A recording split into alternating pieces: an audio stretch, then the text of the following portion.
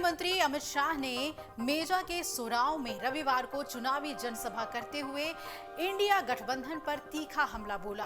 शाह ने इंडिया गठबंधन पर धारा 370 की वापसी की मंशा रखने, पाकिस्तान को सम्मान देने और परमाणु हथियारों को नष्ट करने का एजेंडा बनाने का आरोप लगाया। उन्होंने कहा कि ये चुनाव एक महान भारत की रचना का है, सुरक्षित और सशक्त भारत बनाने का संकल्प लेने का है। ऐसे में जनता नेतृत्व विहीन गठबंधन की राजनीति को समझ चुकी है। इस बार के चुनाव में 400 पार से भी अधिक सीटें जीतकर देश की जनता पीएम मोदी को तीसरी बार भारत के सशक्त प्रधानमंत्री के रूप में देखना चाहती है। चिलचिलाती धूप में मेजा के सोराव गांव में हेलीपैड पर गृह मंत्री अमित शाह का हेलीकॉप्टर दोपहर लगभग 12:34 पर उतरा। मंच पर चढ़ते ही अमित शाह ने बिना किसी औपचारिकता के सीधे माइक संभाल लिया। उन्होंने प्रयागराज की पावन धरा को नमन करने के साथ ही अमर शहीद चंद्रशेखर आजाद, लाल पद्मधर और राष्ट्र निर्माता महामना पंडित मदन मोहन मालवीय को याद किया। उन्होंने महाकवि निराला, सुमित्रा नंदन पंत, महादेवी वर्मा और हरिवंश राय बच्चन जैसे अमर साहित्यकारों को भी याद किया। शाह ने कहा कि ये पावन भूमि हमेशा से समरसता और प्रेम को समर्पित रही है।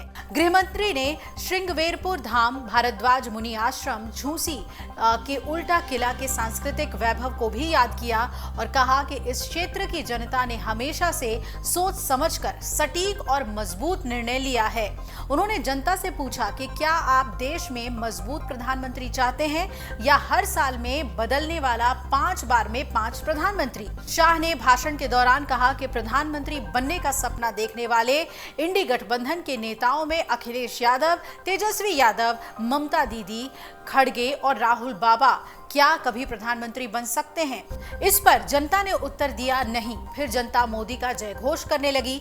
अमित शाह ने कहा कि इंडी गठबंधन के नेता खुलेआम कह रहे हैं कि उनकी सरकार बनेगी तो कश्मीर से धारा 370 को फिर वापस ले जाएंगे।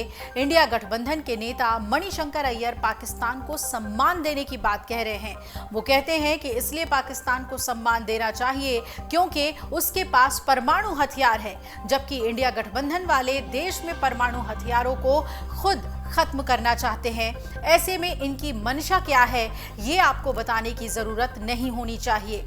शाह ने अपने भाषण में ये भी कहा कि सोनिया गांधी, खड़गे और राहुल बाबा को अयोध्या में रामलला की प्राण प्रतिष्ठा का न्योता दिया गया था, लेकिन उन्होंने इस निमंत्रण को ठुकरा दिया।